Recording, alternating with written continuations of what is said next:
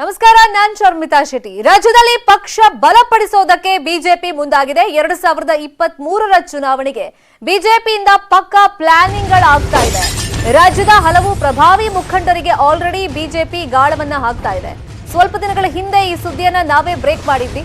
BJP ಪಕ್ಷ ರಾಜ್ಯದಲ್ಲಿ ಮುಂಬರುವಂತ ಸಾರ್ವತ್ರಿಕ ಚುನಾವಣೆ ಫೇಸ್ ಮಾಡೋ ನಿಟ್ಟಿನಲ್ಲಿ ಯಾವ ತರ ಪ್ಲಾನ್ಗಳನ್ನ ಮಾಡ್ಕೊಳ್ತಿದೆ, ತನ್ನ ಪ್ರಭಾವ ಕಡಿಮೆ ಇರುವಂತ ಪ್ರದೇಶಗಳಲ್ಲಿ ಪ್ರಭಾವಿ ಮುಖಂಡರು ಬೇರೆ ಪಕ್ಷದವರಿಗೆ ಗಾಳ ಹಾಕೋದು, ಹೆಂಗ್ ಕರ್ಕೊಂಡು ಬರೋದು ಅಂತ ಪ್ಲಾನ್ ಅಲ್ಲಿ ಬಿಜೆಪಿ ಇದೆ ಅಂತ. ಈಗ ದಕ್ಷಿಣ ಕರ್ನಾಟಕದಿಂದಲೇ ಕಾರ್ಯಾಚರಣೆ ಶುರು ಮಾಡೋದಕ್ಕೆ ಬಿಜೆಪಿ ತಯಾರಿಗಳನ್ನ ಮಾಡ್ಕೊಂಡಿದೆ. ಮಂಡ್ಯ, ಕೋಲಾರ ಭಾಗದ ಮುಖಂಡರಿಗೆ ಗಾಳವನ್ನು ಹಾಕಿದೆ ಬಿಜೆಪಿ. ಇವತ್ತು ಬಿಜೆಪಿ ಸೇರ್ಪಡೆ ಆಗೋದಕ್ಕೆ ಮುಹೂರ್ತ ಫಿಕ್ಸ್ ಆಗಿದೆ. ಸಾಕಷ್ಟು ನಾಯಕರು ಸಂಜೆ 4 ಗಂಟೆಗೆ ಬೆಂಗಳೂರಲ್ಲಿ ಬಿಜೆಪಿ ಸೇರ್ಪಡೆ ಕಾರ್ಯಕ್ರಮ ನಡೆಯುತ್ತೆ. ಖಾಸಗಿ ಹೋಟೆಲ್ನಲ್ಲಿ ಈ ಕಾರ್ಯಕ್ರಮವನ್ನ ಆಯೋಜನೆ ಮಾಡಿಕೊಂಡಿದೆ ಬಿಜೆಪಿ. ಪ್ರಮುಖವಾಗಿ ಇವತ್ತು ವರ್ತೂರು ಪ್ರಕಾಶ್ ಸೇರಿದಂತೆ ಹಲವರು ಬಿಜೆಪಿಯತ್ತ ಚಿತ್ತವನ್ನು ಹರಿಸಿದ್ದಾರೆ. ಬಿಜೆಪಿ ಸೇರ್ಪಡೆ ಆಗ್ತಾರೆ. ಇನ್ನು ಮಾಜಿ ಸಚಿವ ವರ್ತೂರು ಪ್ರಕಾಶ್ ಬಿಜೆಪಿ ಸೇರೋದಕ್ಕೆ ಮುಹೂರ್ತ ಫಿಕ್ಸ್ ಆಗಿದೆ. ಮಾಲೂರಿನ ಮಾಜಿ ಶಾಸಕ ಮಂಜುನಾಥ್ ಗೌಡ ಕೂಡ ಬಿಜೆಪಿ ಸೇರ್ಪಡೆ ಆಗುವಂತ ಚಾನ್ಸಸ್ ಇದೆ. ಇನ್ನೊಂದ್ ಕಡೆ ಮಂಡ್ಯದ ಹಲವು ಮುಖಂಡರು ಕೂಡ ಬಿಜೆಪಿ ಸೇರ್ಪಡೆಯನ್ನ ಇವತ್ತು ಆಗ್ತಾರೆ ಅಂತ ಇನ್ಫಾರ್ಮೇಶನ್ ಇದೆ. ಇನ್ನು ಮಂಡ್ಯದ ಮಾಜಿ ಸಚಿವ ಎಸ್.ಡಿ. ಜೈರಾಮ್, ಸಚಿನ್ ಸೇರ್ಪಡೆ ಆಗ್ತಾರೆ.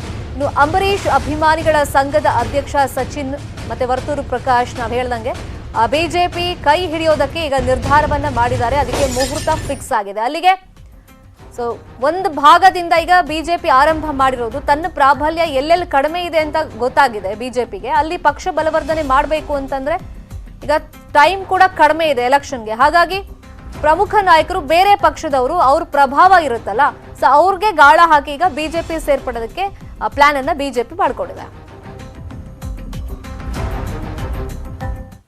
ಇನ್ನು 2009ರ ಹಳೆ ಘಟನೆ ತೆಗೆದು ವಿವಾದವನ್ನ ಸೃಷ್ಟಿ ಮಾಡಿದ್ರ ಮಾಜಿ ಶಾಸಕ ಬಿಜೆಪಿ ಸೇರ್ಪಡೆ ಸಂದರ್ಭದಲ್ಲೇ ಬಿಜೆಪಿ ಸೇರ್ಪಡೆ ಪೂರ್ವಭಾವಿ ಸಭೆಯಲ್ಲಿ ಮಾಜಿ ಶಾಸಕ ಇದೆಂಥ ಮಾತುಗಳನ್ನಾಡಿದ್ದಾರೆ. 2009ರ ಘಟನೆಯನ್ನ ಮೆಲುಕು ಹಾಕ್ತಾ ಇವಾಗ ಮತ್ತೆ ವಿವಾದವನ್ನ ಮೈಮೇಲೆ ಎಳ್ಕೊಂಡ್ರ. ಹಾಗಾದ್ರೆ ಧರ್ಮಗಳ ಬೆಸುಗೆ ಅಂತಾನೆ ವಿವಾದಕ್ಕೆ ಸಿಲುಕಿದ್ದಾರೆ ವರ್ತೂರು ಪ್ರಕಾಶ್. ಏನ್ ಹೇಳಿದ್ರು ಹಾಗಾದ್ರೆ ಸಭೆಯಲ್ಲಿ ಅಂತಂದ್ರೆ, ನಮ್ ಹಿಂದೂನೇ ದೇವಸ್ಥಾನಕ್ಕೆ ದನದ ಮಾಂಸವನ್ನ ಹಾಕ್ಬಿಟ್ಟ, ಅಮ್ಮವಾರಿಪೇಟೆ ಆಂಜನೇಯ ಸ್ವಾಮಿ ದೇಗುಲಕ್ಕೆ ಹಾಕಿದ್ದ. ಫೋನ್ ಬಂದಾಗ ನಾನೇ ಬೈದು ಎತ್ವಿ ಅದನ್ನ ಕೆರೆಗೆ ಹಾಕು ಅಂತ ಹೇಳಿದ್ದೆ. ಹಿಂದೂಗಳು ಹಾಕೋದು ಸಾಬ್ರ ಮೇಲೆ ಹೇಳೋದು, ನಮ್ಮವರೇ ಹಾಕೋದು ಸಾಬ್ರುಗಳ ಮೇಲೆ ಹೇಳ್ಬಿಡ್ತಾರೆ ಅಂತ ಕೋಲಾರದಲ್ಲಿ ವರ್ತೂರು ಪ್ರಕಾಶ್ ವಿವಾದಾತ್ಮಕ ಹೇಳಿಕೆಯನ್ನ ಕೊಟ್ಟಿದ್ದಾರೆ. ಆ ವಿಡಿಯೋ ಇದೀಗ ಎಲ್ಲ ಕಡೆ ವೈರಲ್ ಆಗ್ತಾ ಇದೆ. ಒಂದಿಷ್ಟು ಪರ ವಿರೋಧ ಚರ್ಚೆಗೂ ಗ್ರಾಸವಾಗ್ತಾ ಇದೆ. ಹೀಗೂ ನಡೆಯುತ್ತಾ? ಬೇರೆ ಯಾರೋ ಹೇಳಿದ್ರೆ ಇಷ್ಟು ಮಟ್ಟಿಗೆ ಅದು ಕಾಂಟ್ರವರ್ಸಿ ಆಗ್ತಿರ್ಲಿಲ್ಲ, ಚರ್ಚೆಗಳು ನಡೀತಾ ಇರಲಿಲ್ಲ, ಜನಸಾಮಾನ್ಯರು ಹೇಳಿದ್ರೆ.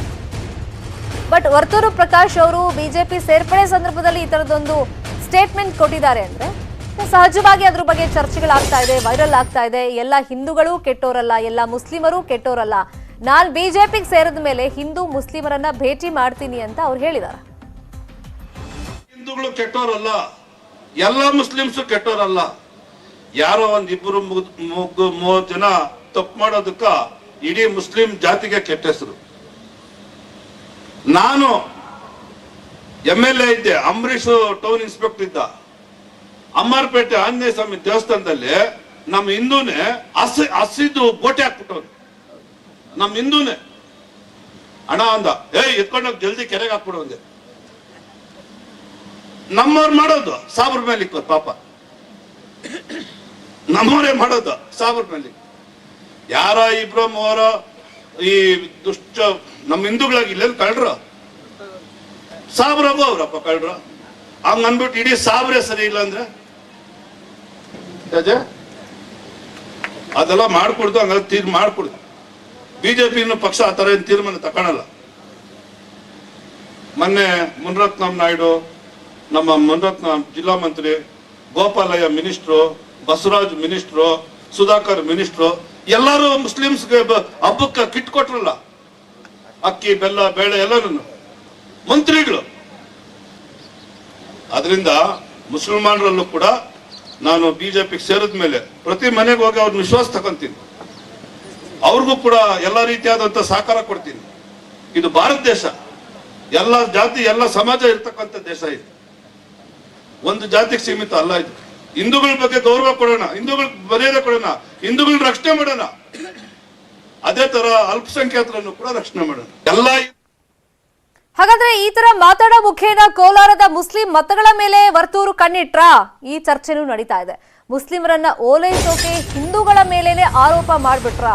ಮಾಜಿ ಮಂತ್ರಿ ವರ್ತೂರು ಬಾಯಲ್ಲಿ ಇದೆಂಥ ಮಾತು ಬಂದಿದೆ. ಹಾಗಾದ್ರೆ ಇವ್ರ ಟಾರ್ಗೆಟ್ ಏನ್? ಹಾಗಾದ್ರೆ ರಾಜಕೀಯದಲ್ಲಿ ಬಿಜೆಪಿ ಸೇರ್ಪಡೆ ಹೊಸ್ತಿಲಲ್ಲಿದ್ದಾರೆ, ಇವಾಗ ಸೇರ್ಪಡೆ ಆಗ್ತಾರೆ. ಇಂಥ ಟೈಮ್ನಲ್ಲಿ ಈಗ ಹಿಂದೂಗಳ ವಿರೋಧಿ ಸ್ಟೇಟ್ಮೆಂಟ್ ತರ ಕೊಟ್ಟಿದ್ದಾರೆ. ಹಾಗಾದ್ರೆ ಕೋಲಾರದ ಮುಸ್ಲಿಂ ಮತಗಳ ಮೇಲೆ ವರ್ತೂರು ಕಣ್ಣನ್ನು ಹಾಕಿ ಹಿಂದೂಗಳ ಮೇಲೆ ಈ ತರ ಆರೋಪ ಮಾಡಿ ಮುಸ್ಲಿಮರನ್ನ ಓಲೈಸೋ ಪ್ರಯತ್ನಗಳನ್ನ ಮಾಡ್ತಿದ್ದಾರಾ? ವರ್ತೂರು ಹೇಳಿಕೆ ಆಧರಿಸಿ ಈಗ ಆರೋಪಿಯನ್ನ ಬಂಧಿಸಬೇಕು. ಹಲವು ಸಂಘಟನೆಗಳಿಂದ ಸಾಮಾಜಿಕ ಜಾಲತಾಣದಲ್ಲಿ ಈ ತರದ ಒತ್ತಾಯನೂ ಕೇಳಿ ಬರ್ತಾ ಇದೆ. ಸಿಕ್ಕಾಪಟ್ಟೆ ವೈರಲ್ ಆಗ್ತಾ ಇದೆ ವರ್ತೂರು ಪ್ರಕಾಶ್ ಅವರ ಹೇಳಿಕೆ. ಕೋಲಾರದಲ್ಲಿ ಮಾತನಾಡಿರುವಂತ ಮಾಜಿ ಮಂತ್ರಿ ಸ್ಟೇಟ್ಮೆಂಟ್ ಈಗ ತುಂಬಾ ವೈರಲ್ ಆಗ್ತಿರೋದು. ಬಿಜೆಪಿ ಸೇರ್ತಾರ ಅವರು. ಸೊ ಇಂಥ ಹೊತ್ತಲ್ಲಿ ಅದಕ್ಕೂ ಮುಂಚೆನೆ ಈ ತರದೊಂದು ಪೂರ್ವಭಾವಿ ಸಭೆಯಲ್ಲಿ ಮಾತನಾಡಿರೋದ್ರಿಂದ ಇವ್ರು ಯಾರು ಓಲೈಕೆಗೆ ಹೊರಟಿದ್ದಾರೆ, ಅವ್ರ ಉದ್ದೇಶ ಏನಾಗಿದೆ ಅನ್ನೋದ್ರ ಬಗ್ಗೆ ಚರ್ಚೆ ಆಗ್ತಿದೆ. ಮತ್ತೆ ಅವ್ರು ಹೇಳಿದ್ರಲ್ಲ ಆರೋಪಿ, ಸೊ ಆತನನ್ನ ಕೂಡಲೇ ಬಂಧಿಸಬೇಕು ಅಂತ ಈಗ ಸೋಷಿಯಲ್ ಮೀಡಿಯಾದಲ್ಲಿ ಆಗ್ರಹಗಳು ಕೇಳಿಬರ್ತಾ ಇದೆ.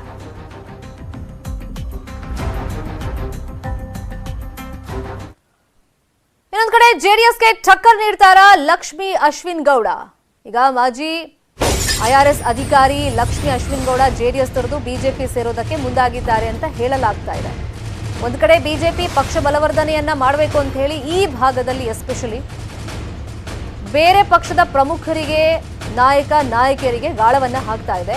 ಈಗ ಲಕ್ಷ್ಮಿ ಅಶ್ವಿನ್ ಗೌಡ ಅವರು ಸರದಿ ಬಹುಶಃ ಅವರು ಜೆಡಿಎಸ್ ತೊರೆದು ಬಿಜೆಪಿ ಸೇರುವಂತ ಚಾನ್ಸಸ್ ಇದೆ ಅಂತ ಹೇಳಲಾಗ್ತಾ ಇದೆ. ಕಳೆದ ಬಾರಿ MP ಟಿಕೆಟ್ ಆಕಾಂಕ್ಷಿಯಾಗಿದ್ರು ಲಕ್ಷ್ಮಿ. ಇದೇ ಕಾರಣಕ್ಕೆ ಈಗ IRS ಹುದ್ದೆಯನ್ನ ತ್ಯಜಿಸಿದ್ರು. ಕಡೆಯ ಕ್ಷಣದಲ್ಲಿ ಲಕ್ಷ್ಮಿಗೆ ಟಿಕೆಟ್ ಕೊಟ್ಟಿರಲಿಲ್ಲ ಆ ಟೈಮ್ನಲ್ಲಿ ಜೆಡಿಎಸ್. ನಿಖಿಲ್ ಕಣಕ್ಕಿಳಿಸಿದ್ದಂತ ಕಾರಣಕ್ಕೆ ಲಾಸ್ಟ್ ಟೈಮ್ ನಾವು ನೋಡಿದ್ವಿ ಎಷ್ಟು ಮಟ್ಟಿಗೆ ಆ ಜಿದ್ದಾಜಿದ್ದಿ ಏರ್ಪಟ್ಟಿತ್ತು. ಮಾಧ್ಯಮದಲ್ಲಿ ಬಹಳಷ್ಟು ಹೈಪ್ ಪಡೆದಂತ ಕ್ಷೇತ್ರ ಅಂದ್ರೆ ಅದು ಮಂಡ್ಯ ಲೋಕಸಭಾ ಎಲೆಕ್ಷನ್. ನಿಖಿಲ್ ಟಿಕೆಟ್ ಕೊಟ್ಟಂತ ಕಾರಣಕ್ಕೆ ಲಾಸ್ಟ್ ಮಿನಿಟ್ಗೆ ಲಕ್ಷ್ಮಿ ಅಶ್ವಿನ್ ಗೌಡ ಅವರಿಗೆ ಮಿಸ್ ಆಗಿತ್ತು ಟಿಕೆಟ್. ಈಗ ಜೆಡಿಎಸ್ ತೊರೆದು ಅವರು ಬಿಜೆಪಿ ಸೇರ್ಪಡೆಗೆ ಹಾಗಾದ್ರೆ ಮುಂದಾದ್ರ ಅಂತ ಬೆಳವಣಿಗೆಗಳು ಆ ಭಾಗದಲ್ಲಿ ನಡೀತಾ ಇದೆ. ನಾಗಮಂಗಲ ಕ್ಷೇತ್ರದಿಂದ ಬಿಜೆಪಿಯಿಂದ ಟಿಕೆಟ್ ಅನ್ನ ಲಕ್ಷ್ಮಿ ಏನೋ ಕೇಳಿದಾರಂತೆ. ಬಹುಶಃ ಅದು ಫೈನಲ್ ಆದ್ರೆ ಅವರು ಬಿಜೆಪಿ ಸೇರ್ಪಡೆ ಆಗ್ತಾರೆ. ಈಗ ಆಲ್ರೆಡಿ ಅಂತ ಮಾತುಕತೆಗಳು ಚಟುವಟಿಕೆಗಳೆಲ್ಲ ನಡೀತಾ ಇದೆ. ಈಗ ಜೆಡಿಎಸ್ ತೊರೆದು ಲಕ್ಷ್ಮಿ ಅಶ್ವಿನ್ ಗೌಡ ಅವರು ಬಿಜೆಪಿ ಸೇರ್ಪಡೆಗೆ ಮುಂದಾಗಿದ್ದಾರೆ. ಅದಕ್ಕೆ ಪೂರಕವಾಗಿರುವಂತ ಒಂದಿಷ್ಟು ಬೆಳವಣಿಗೆಗಳು ನಡೀತಾ ಇದೆ ಆ ಚಟುವಟಿಕೆಗಳನ್ನ ಗಮನಿಸಿದಾಗ ಅಂತ ಇನ್ಫಾರ್ಮೇಶನ್ ಸಿಕ್ಕಿರೋದು. ಯಾವ ಕಾರಣಕ್ಕೋಸ್ಕರ ಅಂದ್ರೆ ಈ ಹಿಂದೆ ಅವರು ಮಂಡ್ಯ ಲೋಕಸಭಾ ಎಲೆಕ್ಷನ್ಗೆ ಅವ್ರಿಗೆ ಆಲ್ಮೋಸ್ಟ್ ಟಿಕೆಟ್ ಸಿಕ್ಬಿಡುತ್ತೆ ಅಂತ ಇತ್ತು. ಬಟ್ ಲಾಸ್ಟ್ ಮಿನಿಟ್ಗೆ ನಿಖಿಲ್ ಕುಮಾರಸ್ವಾಮಿ ಅವ್ರು ನಿಲ್ಸೋದು ಅಂತ ಫೈನಲ್ ಆಗಿ ಯಾವಾಗ ನಿಖಿಲ್ಗೆ ಟಿಕೆಟ್ ಅಂತ ಅನೌನ್ಸ್ ಆಯ್ತು, ಸಹಜವಾಗಿ ಲಕ್ಷ್ಮಿ ಅವ್ರಿಗೆ ಬೇಸರ ಆಗಿತ್ತು. ಯಾಕಂದ್ರೆ ಅವರು ಎಲೆಕ್ಷನ್ ನಿಲ್ಲಬೇಕು ಅಂತ ಹುದ್ದೆಯನ್ನು ಕೂಡ ತ್ಯಜಿಸಿ ಬಂದಿದ್ರು.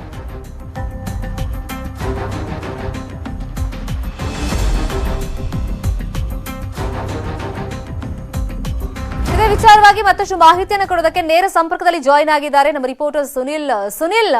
ಈಗ ಎಸ್ಪೆಷಲಿ ನಿಮ್ ಭಾಗದಿಂದಲೇ ಬಿಜೆಪಿ ಬಲವರ್ಧನೆ ಮಾಡಬೇಕು ಅಂತ ಹೇಳ್ಬಿಟ್ಟು ಒಂದಿಷ್ಟು ಪ್ರಯತ್ನಗಳನ್ನು ಮಾಡ್ತಿದೆ. ಹಾಗಾಗಿ ಪ್ರಭಾವಿ ನಾಯಕರಿಗೆ ಗಾಳವನ್ನ ಹಾಕ್ತಿದೆ ಅಂತ. ಸೊ ಈಗ ಯಾರನ್ನೆಲ್ಲ ಒಂದು ಲಿಸ್ಟ್ ಔಟ್ ಮಾಡ್ಕೊಂಡು ಬಿಜೆಪಿ ಈಗ ಅವ್ರನ್ನೆಲ್ಲ ಪಕ್ಷಕ್ಕೆ ಬರ ಮಾಡ್ಕೊಳ್ಳೋದಕ್ಕೆ ಸಿದ್ಧತೆ ಮಾಡ್ಕೊಂಡಿದೆ. ಹೌದು ಶರ್ಮಿತಾ, ಮಂಡ್ಯದ ಅಂದ್ರೆ ಹಳೆ ಮೈಸೂರು ಭಾಗದಲ್ಲಿ ಬಿಜೆಪಿ ಬಲವರ್ಧನೆಗೆ ಮುಂದಾಗ್ತಾ ಇರ್ತಕ್ಕಂಥದ್ದು. ಈ ನಿಟ್ಟಿನಲ್ಲಿ ಮೊದಲಿಗೆ ಸುಮಲತಾ ಅಂಬರೀಶ್ ಅವರನ್ನ ಪಕ್ಷಕ್ಕೆ ಕರ್ತರುವಂತ ಕೆಲಸವನ್ನ ಮಾಡ್ತೀವಿ ಅಂತಕ್ಕಂತ ಹೇಳಿಕೆಗಳನ್ನ ಬಿಜೆಪಿ ನಾಯಕರು ಕೊಡ್ತಾ ಇದ್ರು. ಆದ್ರೆ ಸುಮಲತಾ ಅವರು ಏನು ಜನಾಭಿಪ್ರಾಯವನ್ನ ತಿಳಿದುಕೊಂಡು ನಂತರ ಪಕ್ಷಕ್ಕೆ ಬರ್ತೀನಿ ಅಂತ ಹೇಳಿದ್ರು. ಇದಾದ ಬಳಿಕ ಈಗ JDS ಯುವ ಮುಖಂಡರು ಏನಿದ್ದಾರೆ ಅಂದ್ರೆ ಅಶೋಕ್ ಜಯರಾಮ್ ಆಗ್ಬೋದು, ಲಕ್ಷ್ಮಿ ಅಶ್ವಿನ್ ಗೌಡ ಆಗ್ಬೋದು, ಇವ್ರಿಗೆ ಬಿಜೆಪಿ ಗಾಳವನ್ನ ಹಾಕಿರ್ತಕ್ಕಂಥದ್ದು. ಇವತ್ತು ಬೆಂಗಳೂರಿನ ಕ್ಯಾಪಿಟಲ್ ಹೋಟೆಲ್ ನಲ್ಲಿ 4:30 ಅಂದ್ರೆ ಸಂಜೆ 4:30 ಅಶೋಕ್ ಜಯರಾಮ್ ಮತ್ತು ಲಕ್ಷ್ಮಿ ಅಶ್ವಿನ್ ಗೌಡ ಇವರಿಬ್ರು ಕೂಡ ಪಕ್ಷ ಸೇರ್ಪಡೆ ಹಾಕ್ತಾರೆ ಅಂತಕ್ಕಂಥ ಮಾಹಿತಿ ಲಭ್ಯವಾಗಿರ್ತಕ್ಕಂಥದ್ದು. ಸ್ವತಃ ಈ ಬಗ್ಗೆ ಲಕ್ಷ್ಮಿ ಅಶ್ವಿನ್ ಗೌಡ ಅವರು ಕೂಡ ಹೇಳಿರ್ತಕ್ಕಂಥದ್ದು, ನಾನು ಬಿಜೆಪಿಯನ್ನ ಸೇರ್ಪಡೆ ಆಗ್ತಾ ಇದ್ದೇನೆ, ಇವತ್ತು ಸಂಜೆ 4:00 ಬೆಂಗಳೂರಿನಲ್ಲಿ ಏನು ಮುಖ್ಯಮಂತ್ರಿಗಳ ಸಮ್ಮುಖದಲ್ಲೇ ಒಂದು ಪಕ್ಷ ಸೇರ್ಪಡೆಯನ್ನ ಆಗ್ತಾ ಇದ್ದೇನೆ ಅಂತಕ್ಕಂಥ ಮಾತನ್ನ ಲಕ್ಷ್ಮಿ ಅಶ್ವಿನ್ ಗೌಡ ಅವರು ಹೇಳಿರ್ತಕ್ಕಂಥದ್ದು.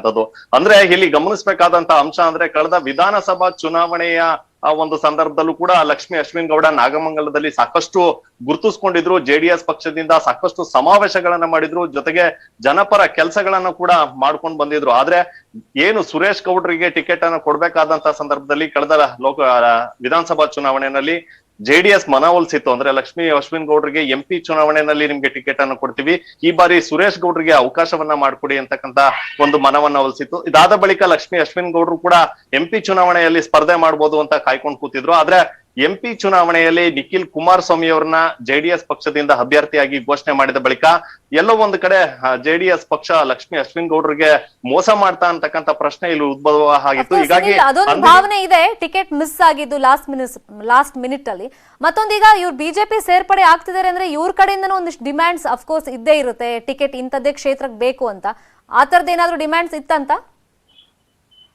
ಖಂಡಿತ ಶರ್ಮಿತಾ, ನಾಗಮಂಗಲ ಕ್ಷೇತ್ರದಿಂದ ಒಂದು ಟಿಕೆಟ್ ಅನ್ನ ಕೊಡ್ಬೇಕು ಅಂತಕ್ಕಂತ ಡಿಮ್ಯಾಂಡ್ ಲಕ್ಷ್ಮೀ ಅಶ್ವಿನ್ ಗೌಡ್ರದ್ದು ಇದೆ ಅಂತ ಹೇಳಲಾಗ್ತಾ ಇದೆ. ಹೀಗಾಗಿ ಪಕ್ಷ ಕೂಡ ಇದಕ್ಕೆ ಒಪ್ಕೊಂಡಿದೆ. ಲಕ್ಷ್ಮೀ ಅಶ್ವಿನ್ ಗೌಡ್ರನ್ನ ಏನು ನಾಗಮಂಗಲದಿಂದ ಕಣಕ್ಕಿಳಿಸುವಂತ ಎಲ್ಲಾ ಮಾತುಕತೆ ಕೂಡ ನಡೆದಿದೆ ಅಂತ ಹೇಳಲಾಗ್ತಾ ಇದೆ. ಈ ನಿಟ್ಟಿನಲ್ಲೇ ಲಕ್ಷ್ಮೀ ಅಶ್ವಿನ್ ಗೌಡ್ರು ಕೂಡ ಈಗ ಪಕ್ಷವನ್ನ ಸೇರುವಂತ ಕೆಲಸವನ್ನ ಮಾಡ್ತಾ ಇರ್ತಕ್ಕಂಥದ್ದು. ಇದ್ರ ಜೊತೆಗೆ ಮಂಡ್ಯ ಏನು ಬಿಜೆಪಿ ಅಭ್ಯರ್ಥಿಯಾಗಿ ಅಶೋಕ್ ಜಯರಾಮ್ ಅವರು ಕೂಡ ಒಂದು ಟಿಕೆಟ್ ಆಕಾಂಕ್ಷಿ ಆಗಿರ್ತಕ್ಕಂಥದ್ದು. ಈ ನಿಟ್ಟಿನಲ್ಲೇ ಪಕ್ಷದ ಜೊತೆ ಅಂದ್ರೆ ಬಿಜೆಪಿ ಜೊತೆ ಈಗಾಗಲೇ ಮಾತುಕತೆಯನ್ನ ಮಾಡ್ಕೊಂಡು ಮಂಡ್ಯ ಕ್ಷೇತ್ರದಿಂದ ಒಂದು ಟಿಕೆಟ್ ಅನ್ನ ಕೊಡ್ತೀನಿ ಅನ್ನತಕ್ಕಂತ ಒಂದು ಹೇಳಿಕೆ ಅಂದ್ರೆ ಕನ್ಫರ್ಮೇಶನ್ ಅನ್ನ ಮಾಡ್ಕೊಂಡು ಅಶೋಕ್ ಜಯರಾಮ್ ಅವರು ಕೂಡ ಈಗ ಒಂದು ಬಿಜೆಪಿಯನ್ನ ಸೇರ್ಪಡೆಯನ್ನ ಹಾಕ್ತಾ ಇರ್ತಕ್ಕಂಥದ್ದು. ಇವತ್ತು ಸಂಜೆ ಬೆಂಗಳೂರಿನ ಕ್ಯಾಪಿಟಲ್ ಹೋಟೆಲ್ ನಲ್ಲಿ ಒಂದು ಪಕ್ಷ ಸೇರ್ಪಡೆ ಕಾರ್ಯಕ್ರಮ ಕೂಡ ಇದೆ. ಇಲ್ಲಿ ತಮ್ಮ ಬೆಂಬಲಿಗರ ಜೊತೆ ಇವತ್ತು ಪಕ್ಷವನ್ನ ಒಂದು ಸೇರ್ಪಡೆ ಹಾಕ್ತಾ ಇರ್ತಕ್ಕಂಥದ್ದು. ಶರಪಿತಾ, ಥ್ಯಾಂಕ್ ಯು ಸುನಿಲ್ ತಮ್ಮೆಲ್ಲ ಇನ್ಫಾರ್ಮೇಶನ್ಗೆ.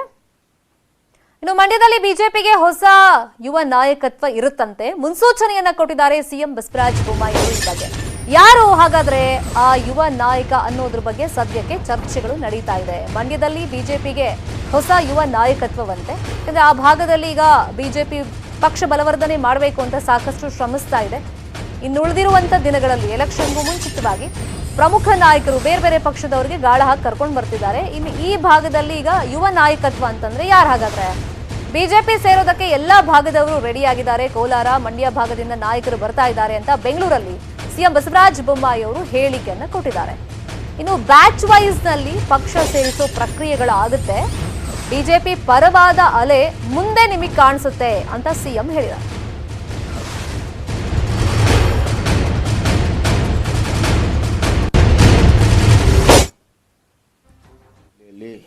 ಒಂದು ಹೊಸ ಯುವ ನಾಯಕತ್ವ ಹೊರಹೊಮ್ಮುವಂಥ ಎಲ್ಲ ಲಕ್ಷಣಗಳು ಕಾಣ್ತಾ ಇದೆ. ಬಿಜೆಪಿಯ ಪರವಾಗಿ ಮಂಡ್ಯದಲ್ಲಿ ಬಹಳ ದೊಡ್ಡ ಶಕ್ತಿ ಅಲೆ ಕಾಣ್ತೀವಿ ನಾವು. ಎಸ್ ಟಿ ಜಯರಾಮ್ ಅವ್ರ ಮಗನೂ ಕೂಡ ಇಲ್ಲೇ ಇದಾರಲ್ಲ, ಜಯರಾಮ್ ಅವ್ರ ಮಗ ಅಷ್ಟೇ ಅಲ್ಲ, ಇನ್ನು ಹಲವಾರ ಜೊತೆ ಮಾತಾಡ್ತಾ ಇದ್ದೇವೆ. ಈಗ ಅವ್ರ ಹತ್ರ ಮಾತಾಡ್ತಾ ಇದ್ದೇವೆ. ಯಾರು ನಮ್ಮ ಪಕ್ಷದ ಬಗ್ಗೆ, ನಮ್ಮ ಪಕ್ಷದ ವಿಚಾರಗಳ ಬಗ್ಗೆ ಒಲವು ತೋರಿಸಿದ್ದಾರೆ ಅವರೆಲ್ಲರ ಹತ್ರ ಮಾತಾಡ್ತೀವಿ. ಮಂಡ್ಯ ಜಿಲ್ಲೆಯಲ್ಲಿ ಒಂದು ಹೊಸ ಯುವ ನಾಯಕತ್ವ ಹೊರಹೊಮ್ಮುವಂಥ ಎಲ್ಲ ಲಕ್ಷಣಗಳು ಕಾಣ್ತಾ ಇದೆ. ಬಿಜೆಪಿಯ ಪರವಾಗಿ ಮಂಡ್ಯದಲ್ಲಿ ಬಹಳ ದೊಡ್ಡ ಶಕ್ತಿ ಅಲೆ ಕಾಣ್ತೀವಿ ನಾವು. ಒಂದಿಷ್ಟು ಕುತೂಹಲಕ್ಕೆ ಎಡೆ ಮಾಡಿಕೊಡ್ತಾ ಇದೆ ಸಹಜವಾಗಿ ಸಿಎಂ ಬಸವರಾಜ ಬೊಮ್ಮಾಯಿ ಅವರ ಮಾತು. ಮಂಡ್ಯ ಭಾಗದಲ್ಲಿ ಎಸ್ಪೆಷಲಿ ಅವರು ಪ್ರಸ್ತಾಪ ಮಾಡ್ದಂಗೆ ಒಂದು ಯುವ ನಾಯಕತ್ವ ಸುಳಿವಿದೆ ಅಂತ ಹೇಳಿದ್ದಾರೆ. ಯಾರು ಹಾಗಾದ್ರೆ ಆ ಯುವ ನಾಯಕ? ಮಂಡ್ಯದಲ್ಲಿ ಏನೆಲ್ಲ ಬೆಳವಣಿಗೆಗಳಾಗ್ತಾ ಇದೆ, ಪಕ್ಷ ಬಲವರ್ಧನೆ ಬಿಜೆಪಿ ಹೆಂಗ್ ಮಾಡ್ತಿದೆ, ಇದ್ರ ಬಗ್ಗೆ ಕಂಪ್ಲೀಟ್ ಇನ್ಫಾರ್ಮೇಶನ್ ಅನ್ನ ಕೊಡೋದಕ್ಕೆ ನೇರ ಸಂಪರ್ಕದಲ್ಲಿ ಜಾಯಿನ್ ಆಗಿದ್ದಾರೆ ನಮ್ಮ ರಿಪೋರ್ಟರ್ ಅನಿಲ್. ವರ್ತೂರ್ ಪ್ರಕಾಶ್ ಈಗ ಬರ್ತಾರೆ ಪಕ್ಷಕ್ಕೆ ಅನ್ನೋ ಟೈಮ್ ನಲ್ಲಿ ಒಂದು ಕಾಂಟ್ರವರ್ಸಿ ಸ್ಟೇಟ್ಮೆಂಟ್ ಕೊಟ್ಟಿದ್ದಾರೆ. ಅದ್ರ ಬಗ್ಗೆ ಸಾಕಷ್ಟು ಚರ್ಚೆ ಆಗ್ತಿದೆ. ಅದ್ರ ಬಗ್ಗೆ ನಿಮ್ಮ ಹತ್ರ ಹೆಚ್ಚಿನ ಇನ್ಫಾರ್ಮೇಶನ್ ಪಡ್ಕೊಡ್ತೀನಿ ಚಿಕ್ಕದೊಂದು ಬ್ರೇಕ್ ಆದ್ಮೇಲೆ. Welcome back. ಬಿಜೆಪಿ ಪಕ್ಷ ಬಲವರ್ಧನೆ ಮಾಡೋ ನಿಟ್ಟಿನಲ್ಲಿ ಬೇರೆ ಬೇರೆ ಪಕ್ಷದ ನಾಯಕರಿಗೆ ಗಾಳ ಹಾಕಿ ಇವತ್ತು ಬಿಜೆಪಿ ಸೇರ್ಪಡೆಗೆ ಮುಹೂರ್ತ ಫಿಕ್ಸ್ ಆಗಿರೋದು. ಜೊತೆಗೆ ವರ್ತೂರು ಪ್ರಕಾಶ್ ಅವರ ಕಾಂಟ್ರವರ್ಸಿ ಸ್ಟೇಟ್ಮೆಂಟ್ ಬಗ್ಗೆ ನಿಮಗೆ ಇಂಚಿಂಚು ಮಾಹಿತಿಯನ್ನು ಕೊಡ್ತಾ ಇದ್ವಿ. ಇದ್ರ ಬಗ್ಗೆ ಇನ್ನಷ್ಟು ಇನ್ಫಾರ್ಮೇಶನ್ ಕೊಡೋದಕ್ಕೆ ನೇರ ಸಂಪರ್ಕದಲ್ಲಿ ಜಾಯಿನ್ ಆಗಿದ್ದಾರೆ ನಮ್ಮ ರಿಪೋರ್ಟರ್ ಅನಿಲ್. ಈಗ ಪಕ್ಷ ಬಲವರ್ಧನೆ ನಿಟ್ಟಿನಲ್ಲಿ ಬಿಜೆಪಿ ಪ್ಲಾನ್ ಏನೇನಿದೆ? ಯಾಕಂದ್ರೆ ಬ್ಯಾಚ್ ವೈಸ್ ಸೇರ್ಪಡೆ ಮಾಡ್ಕೊಳ್ತೀವಿ ಅಂತ ಸಿಎಂಎ ಖುದ್ದಾಗಿ ಹೇಳಿದ್ದಾರೆ. ಮತ್ತೊಂದು ವಿಷಯ, ಈಗೇನು ಹೊಸ್ತಿಲಲ್ಲಿದ್ದಾರೆ, ಇವತ್ತು ಬಿಜೆಪಿ ಸೇರ್ಪಡೆ ಆಗ್ತಿದ್ದಾರೆ ವರ್ತೂರು ಪ್ರಕಾಶ್, ಇಂಥ ಟೈಮ್ ನಲ್ಲಿ ಒಂದು ಕಾಂಟ್ರವರ್ಸಿ ಸ್ಟೇಟ್ಮೆಂಟ್ ಕೊಟ್ಟಿದ್ದಾರೆ. ಇದ್ರ ಹಿಂದಿನ ಉದ್ದೇಶ